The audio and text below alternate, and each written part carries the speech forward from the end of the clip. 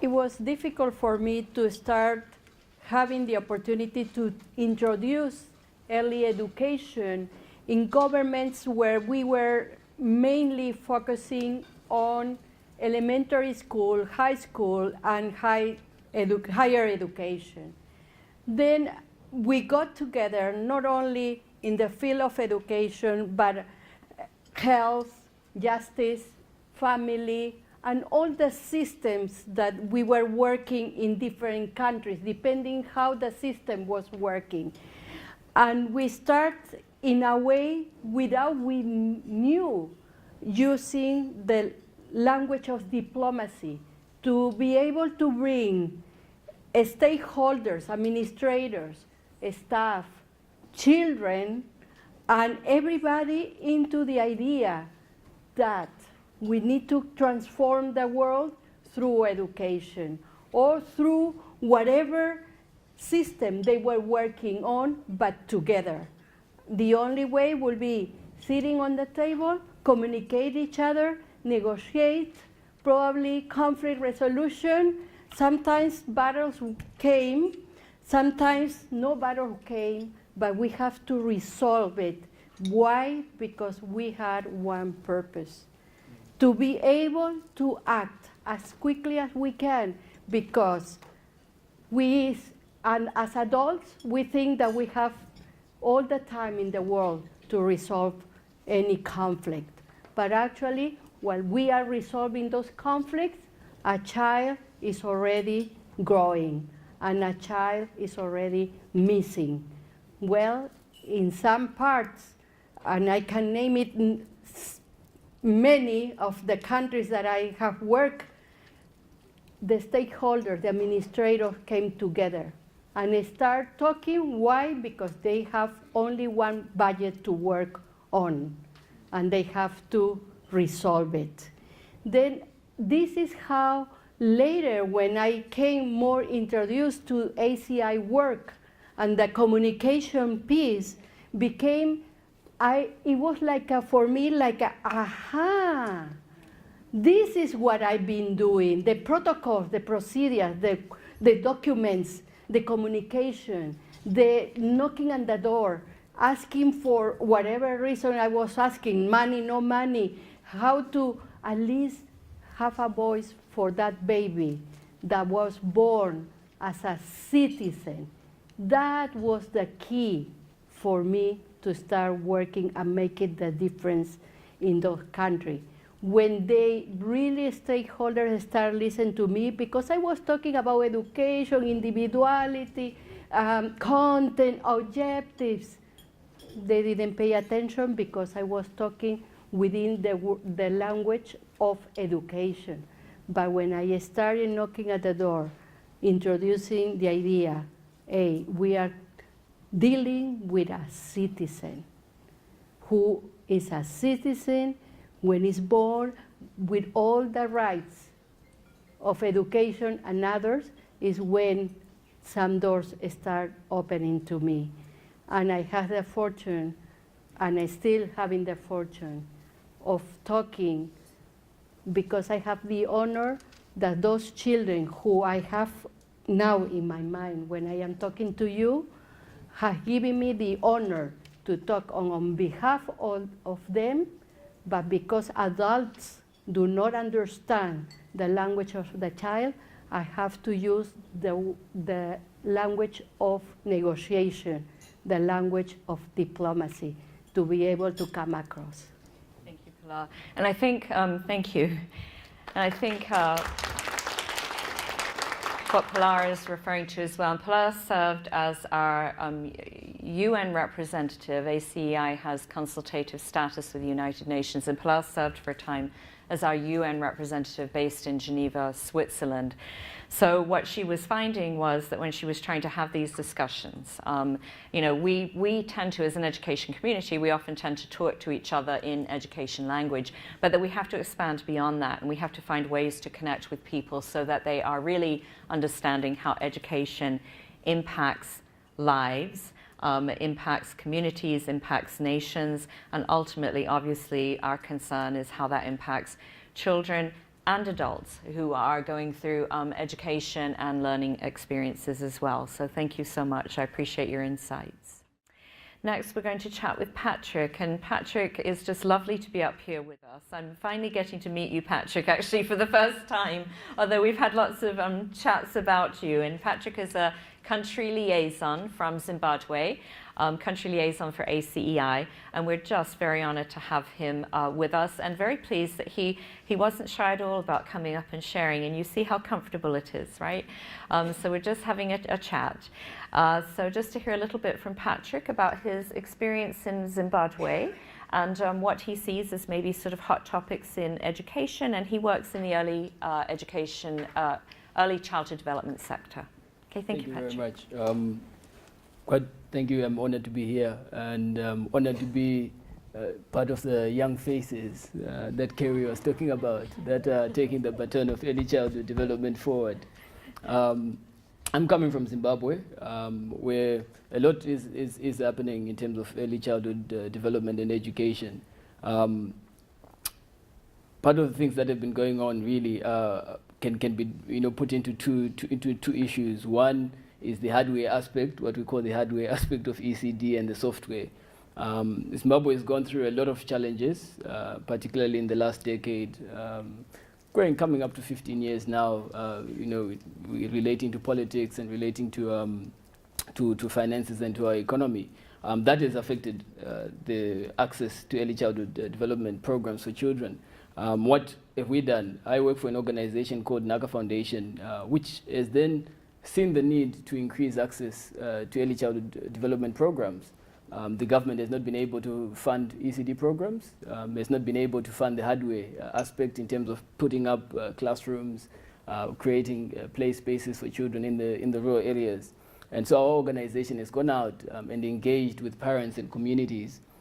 And we've said, now that the government is not providing money, how can we work together? How can we partner as communities with the knowledge that we have, with the partners that we have from a funding perspective? How can we join you as communities to support the children so that they are able to get classes? Through that as well, I've been engaged and working with, founded an organization called Zimbabwe Network of Early Childhood Development Actors. Now, this is now bringing together all the different non-state actors that you're making reference to. It's not a one-person's game. It's not a one organization's issue. How then can we bring together all the actors within the country to support the early childhood development agenda and create a bigger and a wider discourse so that there's more, when there's a collection, when there's a collective of people, there's one big voice that can then approach the government and get solid feedback from them. Having said that, there's been a plethora of issues within the education sector.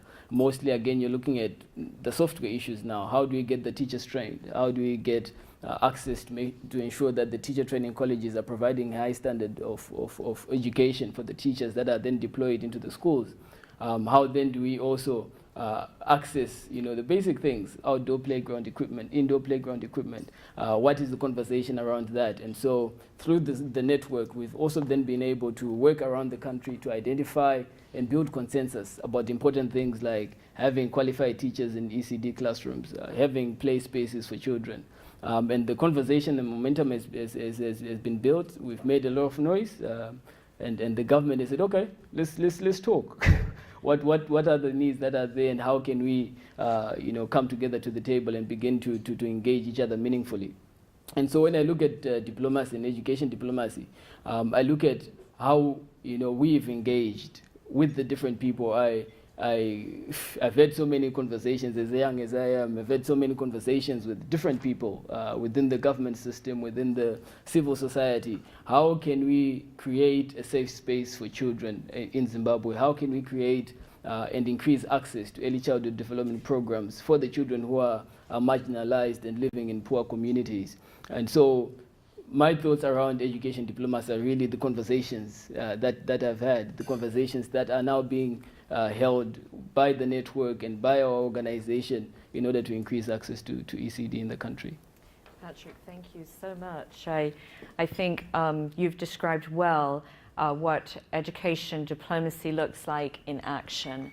And this concept of developing networks to be able to come together, to be able to share with the government what the needs are in a nation is so, so powerful. So we'd love to be able to speak with you more, maybe share the story of your network with others as well. And we thank you very, very much for being with us. Thank you so much. Thank you. And finally, we have Dr. Christine Chen. And Christine is actually the incoming president for ACEI as well. She's beginning to learn about what a big role that is. So I think she's been taking a lot of notes, and it is, like I said, quite a large job. But we're very happy to have her with us. Christine has been very active in many parts of the world, helping to shape education and share information, particularly around early childhood education also, which is her more of her area of specialization.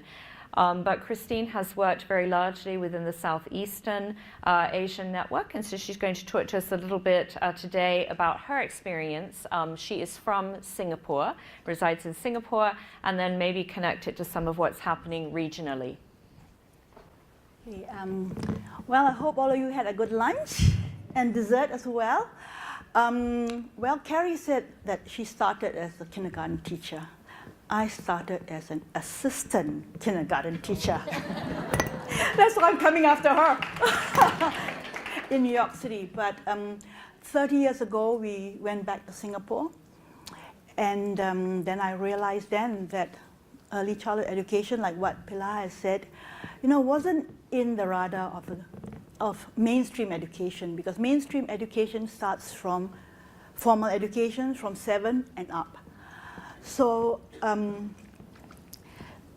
30 years ago, just about anyone could be a childcare teacher or a preschool teacher, I think, yeah. But we have come a long way now.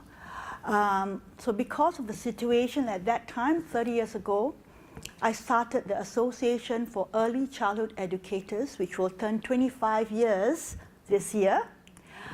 And my secretary, who started with me, is sitting over there, Miss Jane Lim, Dr. Jane Lim, yes. She is from Singapore. She was our secretary, my volunteer secretary, and she's now assistant professor in Middle Tennessee. Yeah, okay, so she's there. So started the association like 25 years ago to advocate for teacher education.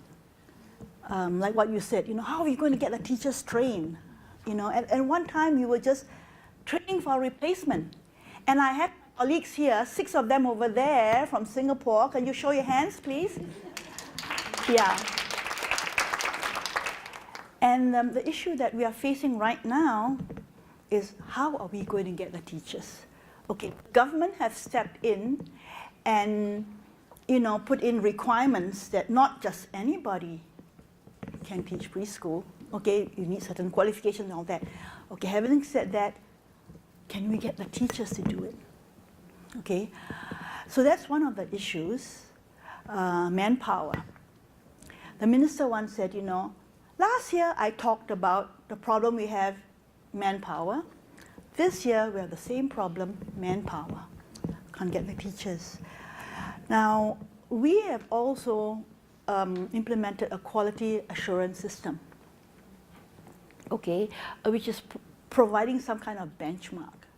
And I understand that Malaysia is doing it, okay, and I don't know about Thailand. Maybe, Dr. Piniti can let us know about what's happening in Thailand. But my gut feel is that early childhood is really taking off in the region, because in April next month, I'll